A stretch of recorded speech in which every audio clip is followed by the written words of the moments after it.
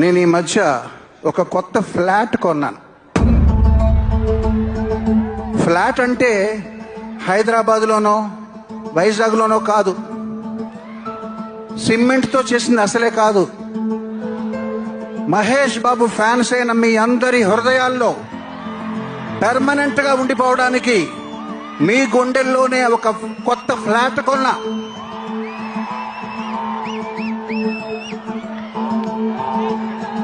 builder hand over చేస్తాడు, producer happy, director happy, tiles వేస్తున్నారు,